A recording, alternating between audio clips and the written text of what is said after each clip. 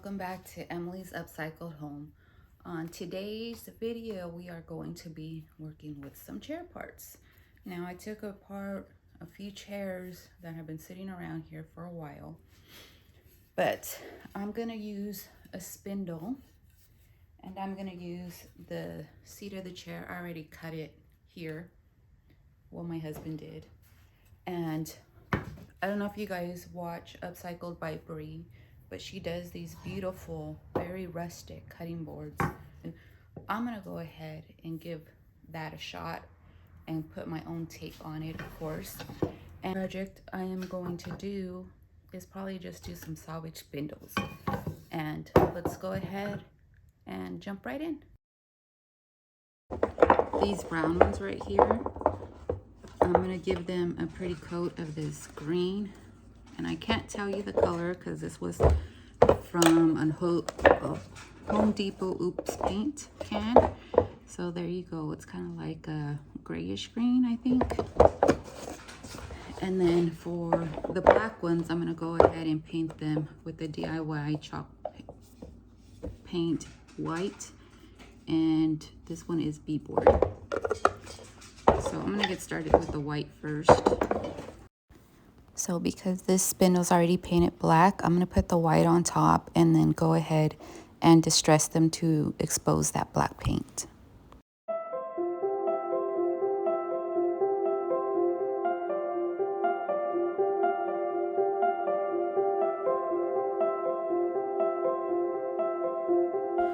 Now let's go ahead and move on to our green. And I'm going to do one coat on all 4 spindles of paint.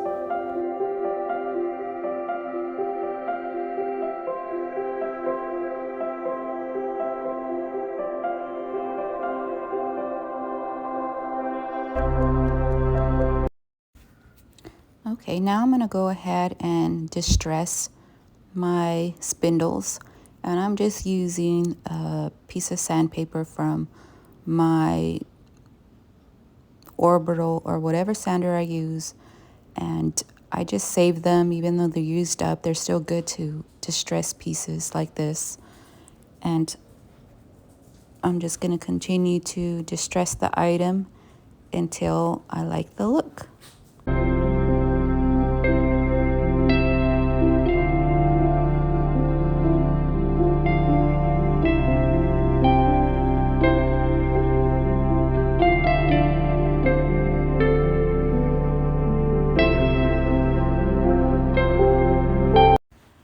So now I'm going to go in with my crockery stamps from IOD and my Stays On ink pad in black. And I am going to do the roll method. And I'm just going to roll my spindle on the pad of the stamp. And it's going to come out with the perfect design on your spindle. And you keep repeating this process as many times as you want until you find the look you like.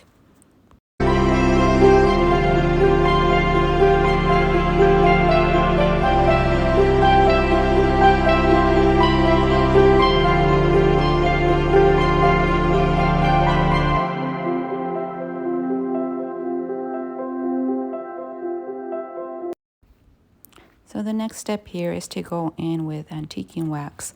The brand I'm using is from Behr, and I'm going to go ahead and put in as much antiquing wax as I like, making sure that I wipe off the excess when I am done.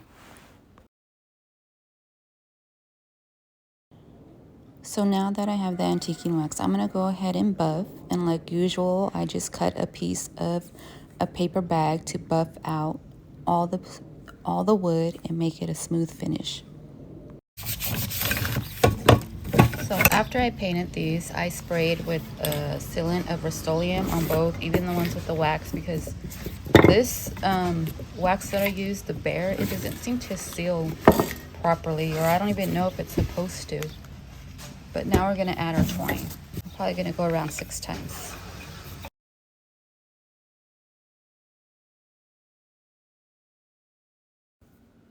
So here I'm just going to add my bowl and use my lighter to get all the flyaways. And then we'll be adding a sprig of greenery to this, and it'll be finished. Okay, so here I am with the chair piece that I showed you at the beginning of the video. And what I'm going to do is I'm just going to give it a really good sanding. I did clean it with soap and water and some bleach. And we're going to go ahead and sand it down and smooth out the surface.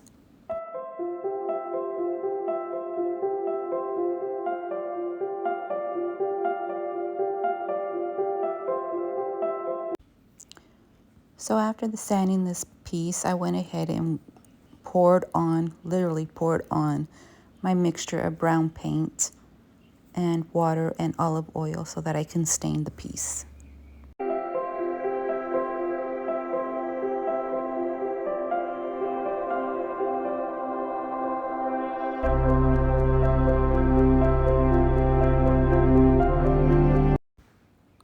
Now I'm just trying to position my spindle to see how long I want it. So I made some notches in the wood spindle. Now I'm just trying to chisel out the little gap that I want so that it hooks to the top of my board. And I'm going to go in with my 3-inch nails and my brag nail gun and go ahead and attach that piece to the top of my board. Now I'm going to go ahead and sand my spindle part because I want it to look more layered, and I'm going to make gouges in the wood to make it a little bit more aged and worn.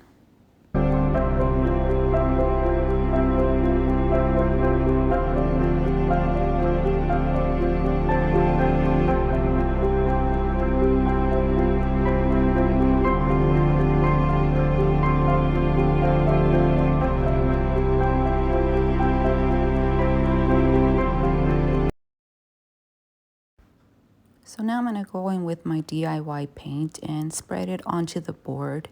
And I'm going to go ahead and add water also and give it more of a whitewash technique on this layer. And if you know me, I'm going to have to layer it with some more waxes and we'll go from there. As you're layering your paint, you want to go in and blend all that together with a rag and just wipe it up and down motion, side to side motion, however you want to do. You just want to blend those colors so it's not just a harsh strike of paint coming into your board. So here we are with our board, and I am going to add more layers to it. So I went ahead and added black paint to my mixture of brown, and it kind of has this darker brown blackish kind of tone to it now, and I'm going to go in with that onto my board, and I'm just going to randomly put it on. And if you have a spray bottle, that would be great, because then you can use the water to blend in this shade. But I don't have one, so I'm just gonna go in with my regular water jar, rinse my brushes in to help blend that.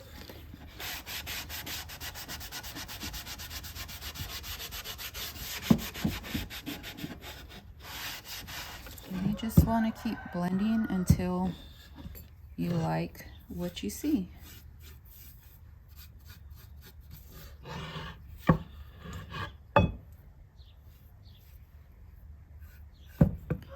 And if you know me, this is not going to be the only layer I'm going to add. I'm going to go ahead and just do the back as well. And I hope all this is on video. I try to position the camera as best I can. And I actually got myself a little tripod so I don't have to fumble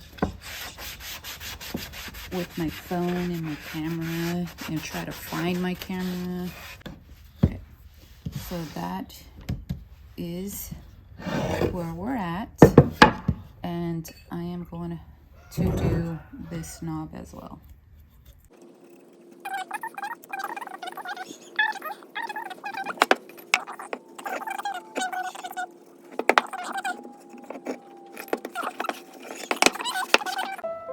Now I'm going to go ahead and blend in another layer of antique wax. I don't know if I put it on, but I'm going to go ahead and blend that in to this piece.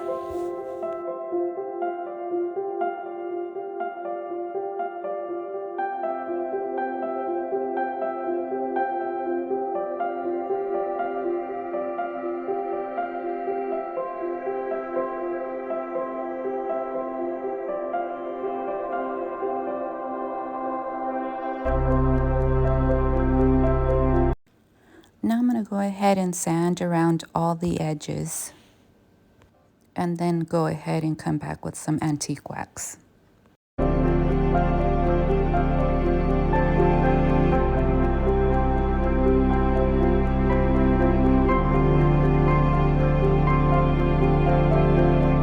Once again, I don't like to let things dry, so I'm going to go over with my Rust-Oleum.